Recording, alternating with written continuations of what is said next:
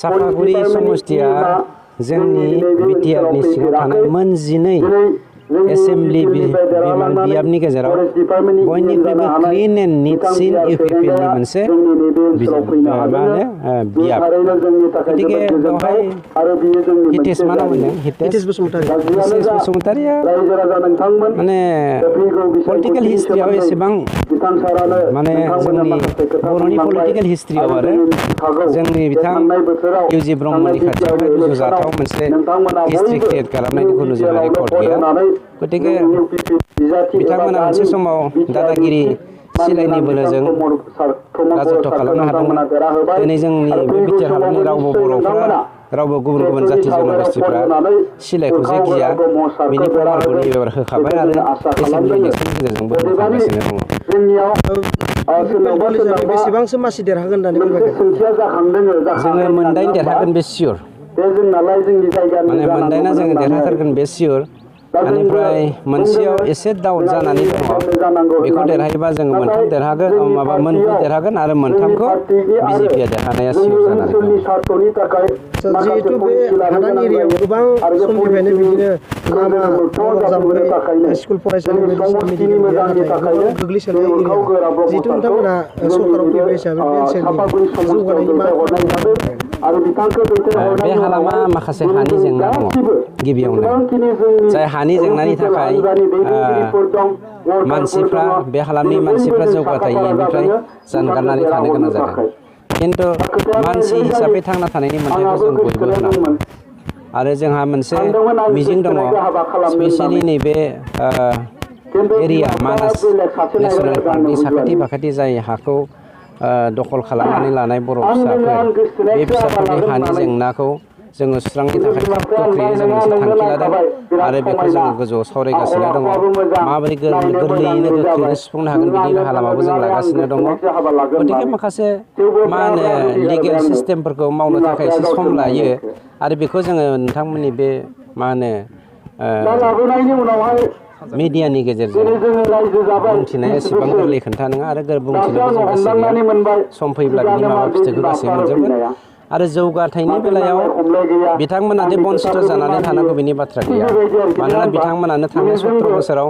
जेखि सरकार फैयाथों मानो बिथांमोनखौ देरहाहोदों खिन्थु जौगाथायनिफ्राय बन्सित जादों जों थांनाय 17 बोसोराव जेखि सरकार फैयाथों मानो बिथांमोनखौ देरहाहोदों खिन्थु जौगाथायनिफ्राय बन्सित जादों जों खिन्थु जौगाथायनिफ्राय नैबे बिटिआर हालामनि बे हालामनि मानसिफोरखौ जोंनि इउपिपिएलआ मालाबाबो जानगाराव दोना बावैसो सिगां मोनसे बाथानि दैदेनगिरि मोनसे एनएलएफ मोनसे आफाद दादों national liberation front of Boroland बियो बिपिएफनि मोनसे right wing arm struggle organisation बेवहाय हाग्रामा चन्दन ब्रह्म सोरबा मा होन्दोंमोनलाय Hitesh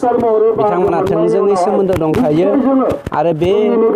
national liberation front of बर'लेण्डखौ जे बिपिएफआ जोंनि बिटिआरआवहाय थानाय जाथि जनगोष्ठीनि गेजेराव असान्ति सृष्टि खालामनो थाखायसो दादों दाङाबाजि लाबोनो थाखायसो दादों बेखौ गासैबो रायजो राजाफ्रा गासैबो जाथि जनगोष्ठीया मिथिखाबाय बेखायनो बिथांमोननि साननाया मालाबाबो जाफुंनाय नङा बिथांमोना दि बावैसो हुमखि होनायखौ जों नुनो मोनदों हुमखिखौथ' मा होनो बयबो होयो गावनि मोन्थायखौ सिनाया गावनि सानस्रिखौ सिनाया गावनि माने मा आब्रुथिखौ सिनायै मानसिफ्रा जाहाथा हुमखि होनायाव थायो आं मोनसे एग्जाम्पल होनो नागिरदों नोंथाङा जेब्ला सासे मानसिनि न'खरनि सेरजों लामाजों हान्थिलांगोन नङा होमबा बा लामाजों हान्थिलांबाय थागोन बे लामाजों हान्थिलांबाय थानाय उदां गोसोनि फ्रि मानसिखौ एबा मा होनो सासे मानसिखौ सोरबा मोनसे बा मासे सैमायाबो भौ भौ होननानै सोंखायो सैमायानो जुदि सोंनो मोन्थाय दङब्ला मानसि हिसाबै बयखौबो हुमखि होनो बिस्राबो मोन्थाय दङ खिन्थु हुमखि होनायनि फिथाइया मा जागोन बेखौ जोंनि समाजानो बिजिरगोन मानोना समाजा मिथिगौ बियो हुमखि होनो थाखाय हुमखि होनानै समाजाव माबायदि लाबोनो नागिरदों मा थासारि सोमजिहोनो नागिरदों बेखौ समाजा मिथिखागौ बे बिथांमोननि हुमखि होनाया जोंनि थाखाय फेक्टर नङा आरो बेयो माने BPF खौ पावाराव लाबोनायनि थाखाय हयथ' UN national liberation front of बड'लेण्डआ बेखौ होदोंबो जानो हागौ खिन्थु जोंहा डाउट दङ बेखौ नेशनेल लिबारेशन फ्रन्ट अफ बड'लेण्डआ होआखैबो जानो हागौ मानोना बिथांमोना राइटिं कोडआव बेखौ होआखै बिटिआरआव गोबां बेकार लाइमोन जेंना बेफोरनि सायाव थारैनो खामानि होनो हागोन होनना फोरमायदों माबे बिटिआरआव गोबां लाइमोनफोरा बेकार जानानै दं नाथाय बेफोरनि थाखाय थांना थानायनि माबा मोनसे राहा लामा होनो हागोन होनना फोरमायदों साफ्रोमबो सेंग्रा सिख्लायानो थांना थानायनि राहा लामानि मोखांखौ नुगोन खिन्थु बिदि होननानै 17 बोसोर BPF आ मावै खामानिखौ जोङो 1.5 मासनि गेजेरावनो मावनो हागोन बेखौ जोङो एबा मावै खामानिखौ जोङो 1.5 मासनि गेजेरावनो मावनो हागोन बेखौ जोङो मालाबाबो साना जायखौ जोंनि रायजो राजाफोरा बिराद एक्सपेक्ट खालामदों बे एक्सपेक्ट खालामनायखौ जों जाफुंहोनो हागोन बे सैथो खोथा खिन्थु जोंनो सम मोनसे होनांगोन नंखायनो थांना थानायनि राहा लामा होनायजों लोगोसे जौगाथायखौ लाबोनायाबो जोंनि थाखाय मावनांगौ बिबान आरो बेखौ जोङो मानव गेदेर प्रमद बर' बिथांनि दैदेननायाव मावनो थांगासिनो दङ।